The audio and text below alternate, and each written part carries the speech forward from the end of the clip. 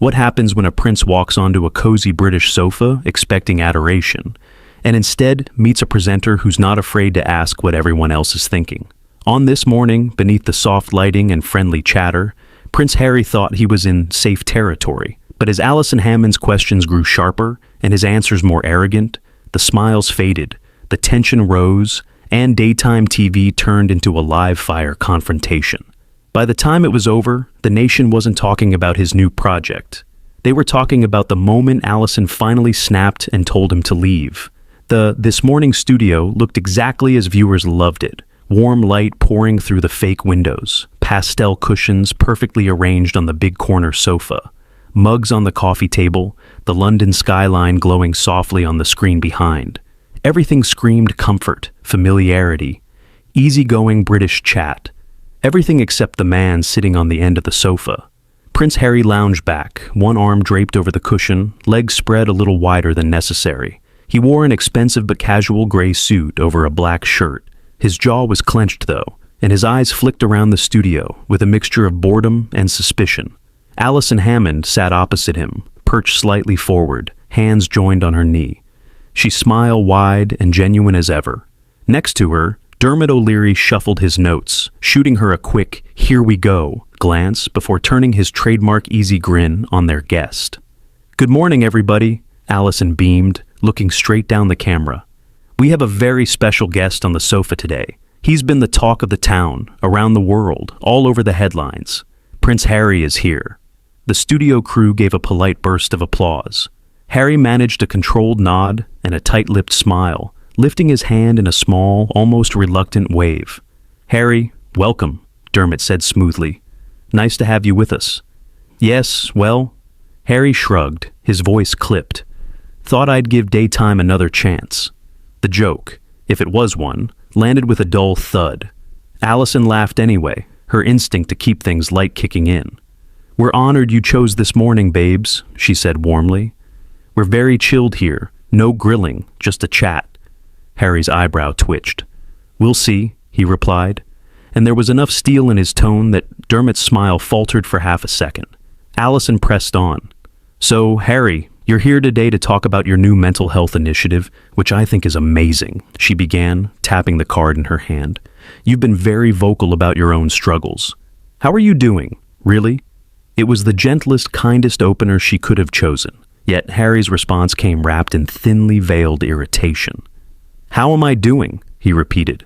"Better than I was when I lived in a gilded cage? Let's put it that way. I've escaped the circus. Now I just have to deal with the clowns asking about it."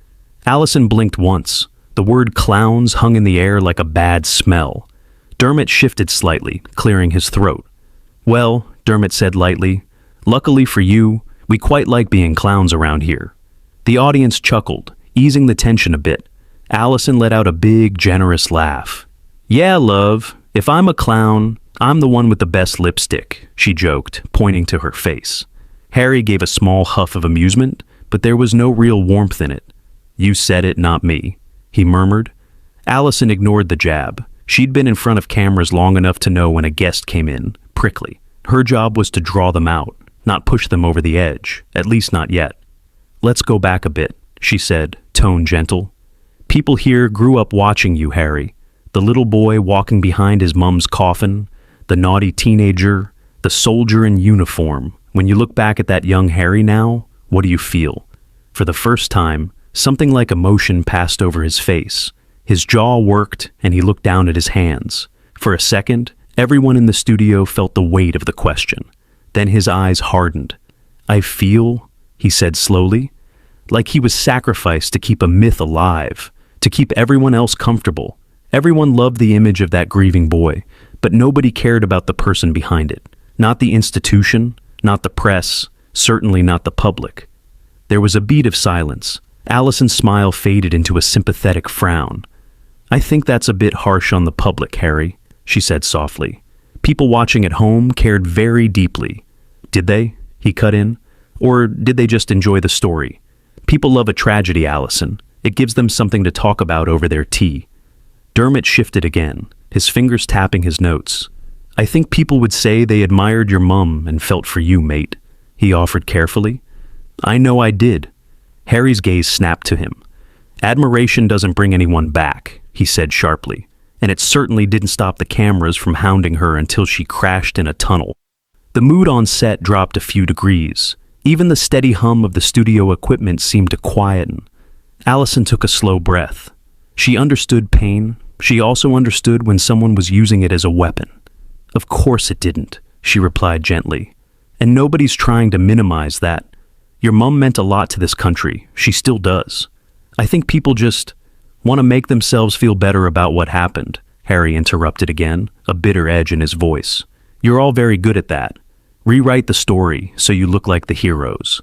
There it was, the first flash of true arrogance, not just defensiveness.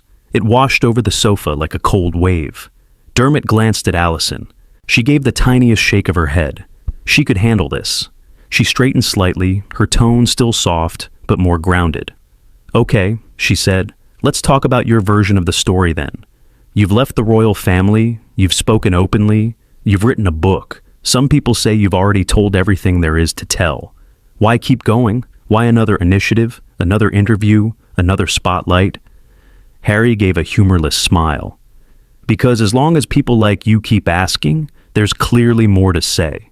The audience let out a small, uneasy laugh, unsure if it was supposed to be funny. "All right," Allison said slowly. "But we're not dragging you here, babe. You chose to come on."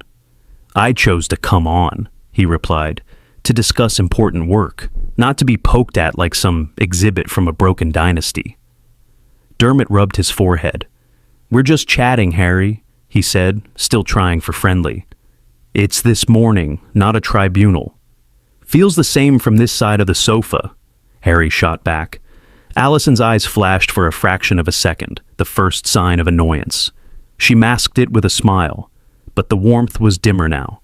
"Okay then," she said. "Let's talk about the work. You've said your new project is about helping people feel heard and respected.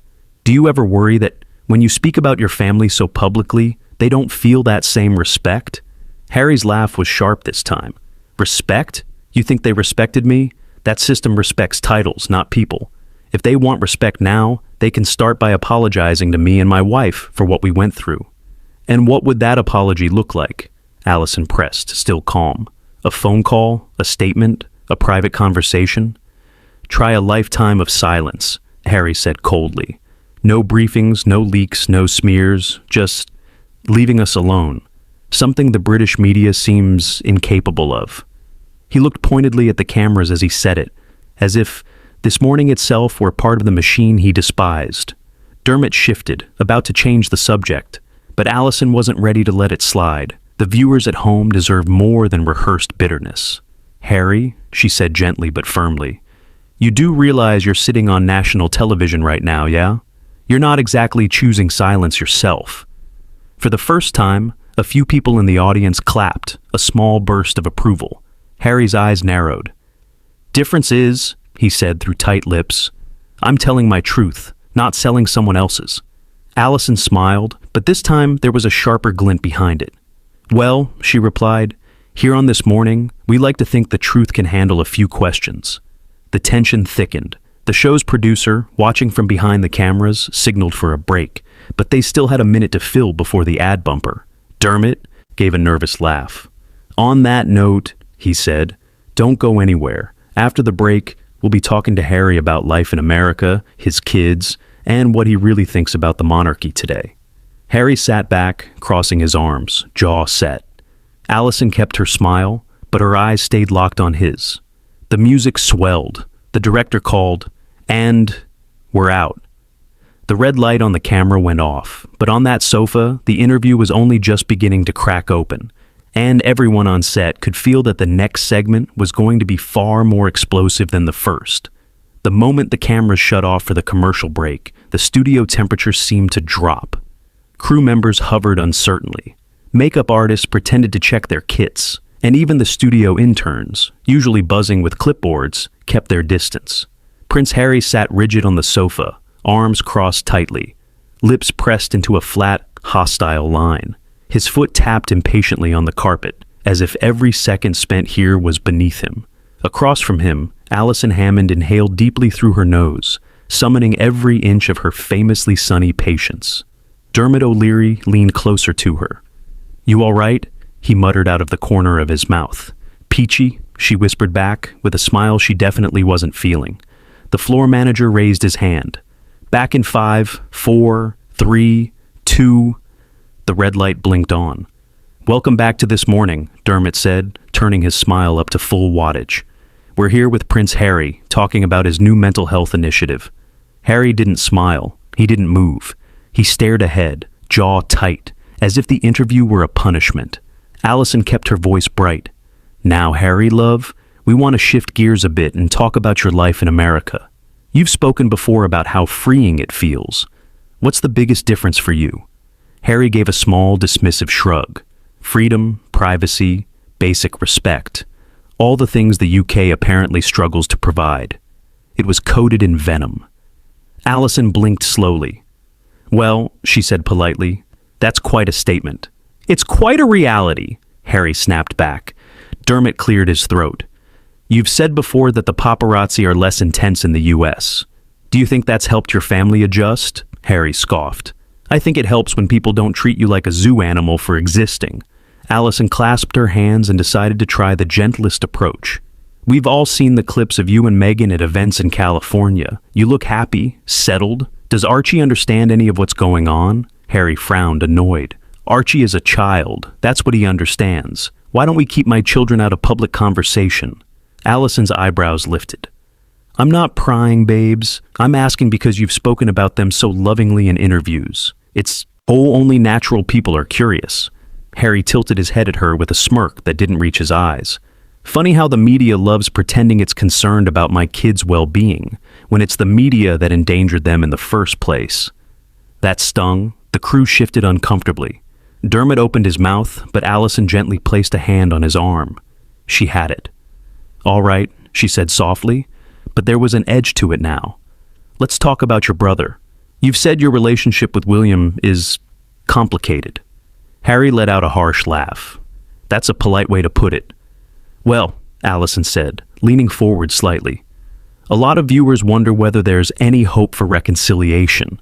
Do you see a world where you and William sit down together?" Harry's eyes narrowed. "Not unless he wakes up one day and decides to stop being a puppet." Dermot winced. Allison kept her face neutral but firm. "That's harsh, Harry." "It's true," Harry snapped. "Everyone wants to pretend William is the golden boy, the heir, the perfect prince. Meanwhile, the spare is the one they throw under the bus." Allison tilted her head. "Do you really think that's how people see you?" Harry looked at her as though the question were idiotic. "It's how they've always seen me. I wasn't born to matter." Allison inhaled slowly. "I think a lot of people would disagree with that. You've done meaningful work. You've served in Afghanistan. You've been blamed for everything since birth?" Harry cut in. "Yes, I'm aware." Her patience was thinning. Dermot tried to jump in. "Harry, mate, you do matter. People care. You can feel the room, yeah? People are listening." Harry scoffed loudly. "People listen because they love the spectacle. They love seeing a prince torn down. They love the drama." "Well," Allison said, smiling tightly, "you're giving them plenty today." Harry didn't appreciate the humor. His jaw tightened. "I came here to talk about serious issues," he said coldly, "not to have my family trauma turned into breakfast entertainment." Allison's face softened. "Then stop treating every question like an attack." That hit him like a slap. He blinked, then glared. Dermot stared at the carpet. "You know what?" Harry said, voice dripping with disdain. "This is exactly why I left. People act like they want honesty, but what they really want is a prince performing a role for them again." He leaned forward, eyes locked on Allison. "I'm not here to amuse you." Allison's smile finally faltered.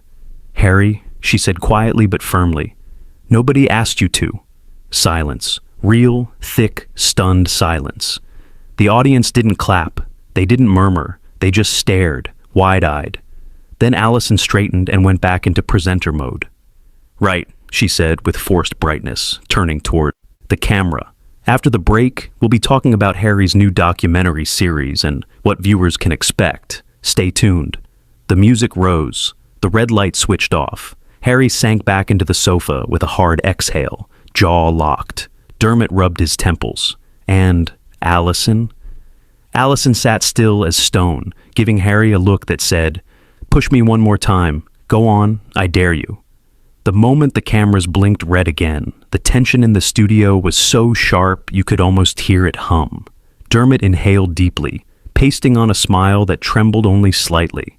Allison sat tall, shoulders back, her professionalism wrapped around her like armor. Harry, meanwhile, lounged on the sofa with the posture of a man doing everyone a favor, simply by existing there. "Welcome back to This Morning," Dermot said brightly. "We're continuing our conversation with Prince Harry." "Duke of Sussex," Harry corrected sharply without looking at him. Dermot blinked. "Right, apologies." Harry gave a thin, satisfied nod. Allison's expression didn't change, but there was a flicker, just a flicker of irritation in her eyes. "Harry," she said, clasping her hands, "before the break, we were discussing your brother William and the possibility of reconciliation. Let's broaden the scope a bit. Many viewers are curious about your relationship with the rest of the royal family. Your father, King Charles." Harry rolled his eyes dramatically. Allison paused. "Is there still communication there?" Harry shrugged, the gesture dripping with indifference. "He has people to speak for him. Assistants, advisors, handlers. I'm sure one of them has my number." Allison narrowed her eyes slightly. "So, you haven't spoken?" "Not lately," Harry said with a smirk. "I imagine he's too busy polishing the crown or something." Dermot winced again. "Harry, come on!" "What?" Harry snapped. "I'm not going to pretend everything is rosy just to make morning television more palatable." Allison kept her voice calm but firmer now. "We're not asking you to pretend. We're asking for honesty, not hostility." Harry leaned forward, eyes flashing. "Honesty makes people uncomfortable, Allison. That's not my problem." Dermot tried to lighten the mood. "Let's pivot for a moment." Harry cut him off sharply. "No, let's not pivot. Let's stop pretending the monarchy is some flawless fairy tale institution. I'm the only one willing to tell the truth." "You're not the only one," Allison said, her tone finally losing some of its softness. "You're just the one who keeps repeating it the loudest." Harry stiffened. "Are you suggesting I enjoy airing my trauma?" "I'm suggesting," she said carefully, "that maybe repeating the same wounds on every platform has made it harder for people to see the good work you're doing." Harry let out a short, humorless laugh. "People prefer drama over depth. That's why shows like this exist." The studio went utterly still. Dermot's eyes widened. Allison blinked once, slowly. "Shows like this?" she repeated. Harry waved a dismissive hand. "You know, light entertainment, nothing too challenging." Something inside Allison's jaw twitched. "Harry," she said, her voice controlled but icy, "we've interviewed presidents, scientists, activists, survivors. You underestimate us." Harry smirked. "Do I?" Dermot muttered under his breath. "Oh, bloody hell." Allison chose not to acknowledge it. Instead, she leaned slightly forward, voice steady. "So, tell me, Harry, if you think this is beneath you, why are you here?" Harry's eyebrows lifted. "Publicity, obviously." The audience gasped, out loud this time. Dermot choked on air. Allison's face changed, just subtly, but enough for everyone watching to feel the shift. "I see," she said quietly. "Publicity." Harry nodded like he had just solved a math equation. "Yes, you asked me here because you needed a headline, and I came because I needed reach. It's transactional. Let's not dress it up." Allison's lips parted in disbelief. "Harry," she said, voice low, "we invited you because you claimed you had something meaningful to say." "I always have something meaningful to say," Harry shot back. "It's not my fault if people can't handle it." Dermot leaned forward reluctantly. "Harry, mate, look, you've said a lot today, but you're also shutting down every question like it's an attack. These aren't unfair questions." Harry placed a hand dramatically on his chest. "Unfair? Really? Asking about my family, about my mother, about my brother, about my trauma? That's fair, is it?" Allison's patience snapped, not loudly, not dramatically, but with the quiet precision of a woman who had been pushed too far. "You talk about your mother, Harry," she said, her voice trembling slightly not with anger, but with disappointment. "But I need to say this gently. You are not the only person in the world who has lost someone. You're not the only person who's suffered. Harry's eyes flared with indignation. And you're not the only one who knows pain, Allison continued, her voice steadying. But other people face their pain without lashing out at everyone trying to listen. Harry stared at her, stunned. And frankly, she added, you came here today acting like we owe you something. Harry blinked. I didn't. You did, Allison said firmly, every word dripping with entitlement since you sat down. Dermot looked between them like a man watching a fire spread. Harry's defensiveness surged. I'm entitled because I refuse to be silenced. I'm entitled because I speak the truth. No, Allison said calmly. You're entitled because you expect respect while giving. None. Boom. Silence. Pure seismic silence. Harry's jaw locked, his fists clenched. A producer off camera swallowed audibly. Dermot whispered, we should cut to break, but Allison lifted a finger without looking away from Harry. Not yet, she said. Harry leaned back slowly, fury burning in his eyes. Do you want honesty, Allison? He spat. Fine, the truth is... But Allison shook her head gently, almost sadly. No, Harry, we've heard enough truth from you for one day. A stunned beat of silence. Then the floor manager counted down. Going to break in 5, 4, 3, 2... The red light faded. Harry exhaled sharply, nostrils flaring. Allison sat back, chest rising and falling, collecting herself for the storm she knew was coming. Because one thing was certain, the next segment would be the one that finally blows everything up. The tension clung to the studio like smoke as the cameras flicked red once more. The break had done nothing, absolutely nothing, to calm the atmosphere. If anything, it made the temperature rise. Dermot cleared his throat as if trying to swallow fear itself. Allison sat straight, still professional, but her jaw held a firmness that hadn't been there in part 1, part 2, nor even at the beginning of part 3.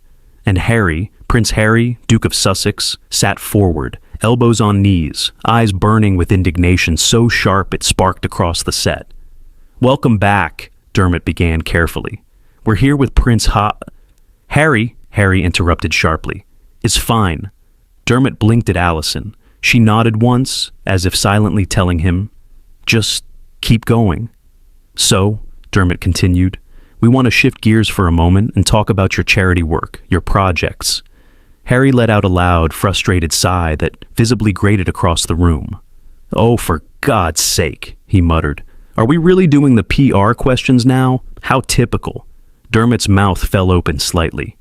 Harry, we're trying to give you a chance to talk about your actual work.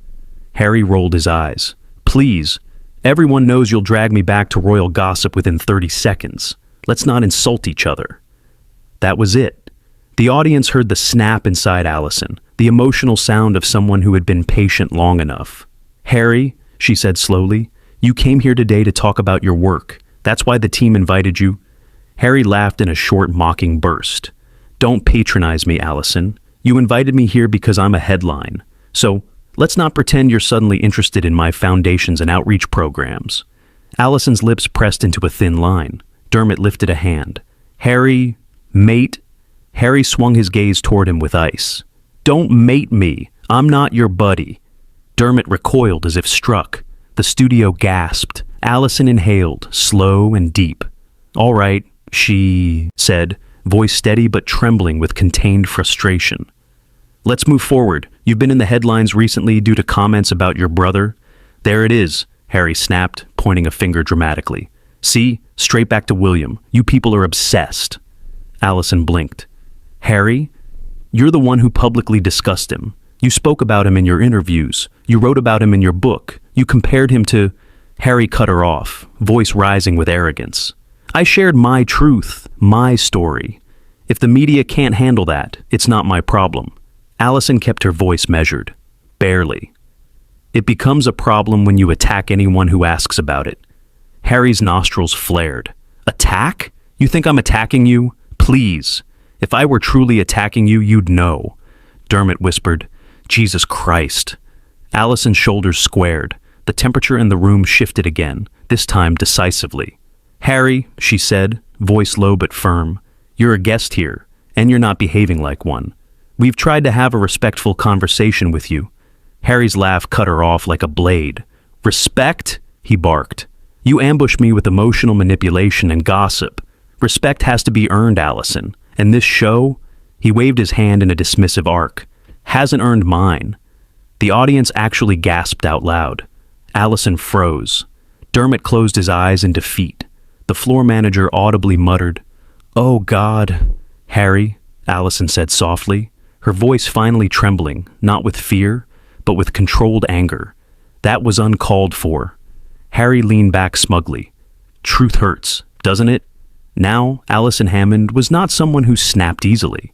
She was known for being warm, gentle, welcoming, the person you wanted to interview you. But what Harry had just said, the arrogance dripping from each word, was the final straw. She sat slowly back in her chair, folded her hands, and looked at him with piercing calm. "Okay," she said. "Let me say something. And listen carefully, Harry." Harry smirked. "Oh, this should be good." Dermot whispered, "Mate, don't..." But Harry ignored him. Allison leaned forward just an inch. It was enough to silence the whole room. "You keep coming on these platforms," she began quietly, "claiming you want to tell your story, your truth, your trauma. But what I see sitting in front of me today is not a man sharing his truth." Harry frowned, thrown off. "What I see," she continued steady as stone, "is a man convinced everyone owes him something." Harry stiffened. "What I see," she went on, "is someone who expects the world to bow because he once had a title." A few audience members clapped involuntarily. Harry's jaw clenched. "Are you done?" "No," Allison said, her voice rising an inch. "Not yet." Dermot's hands were on his face. "What I see," Allison pressed, "is someone who demands respect while offering none. Someone who lashes out at every question, every host, every person who doesn't feed his ego exactly the way he wants." Harry scoffed loudly. "Oh, please!" "And someone," she finished, "who is mistaking arrogance for strength." Harry sat frozen. Allison inhaled deeply, gathered herself, and said the words that would break the internet by nightfall. "You know what, Harry? We're done." Harry stared at her, stunned. "Excuse me?" Allison stood up slowly. "This isn't working. This isn't journalism anymore. It's emotional abuse, and we don't tolerate that on this show." Harry looked around, almost laughing. You're throwing me out?" Dermot whispered. "Allison, are we?" "Yes," she said firmly. "We are." She turned toward the cameras. "Producers, we're ending this interview now." Harry sputtered. "You can't be serious." Allison looked back at him with unwavering calm. "This isn't Buckingham Palace," she said softly. "And I'm not one of your courtiers." A beat. "Please leave the studio." The room erupted. The audience gasped. Dermot nearly fell off his chair. The crew stood frozen like statues. Harry stood, his face flushed red with shock and fury. "You'll regret this," he hissed. Allison lifted her chin. "No, Harry. I'll sleep fine." Harry ripped off his microphone, threw it onto the sofa, and stormed off toward the exit. Cameras captured every step. As he disappeared off screen, Dermot exhaled hard. Blimey. Allison turned back to the camera, composed once more. "Ladies and gentlemen," she said softly, "thank you for staying with us. We'll be right back." The red light blinked off. The studio fell silent. Everyone knew they had just witnessed not an interview, but a televised implosion. And that was Prince Harry's explosive appearance on This Morning, a moment that started with tension and ended with a clash no one will forget. What do you think? Did Allison do the right thing by ending the interview, or did Harry finally cross a line that couldn't be ignored?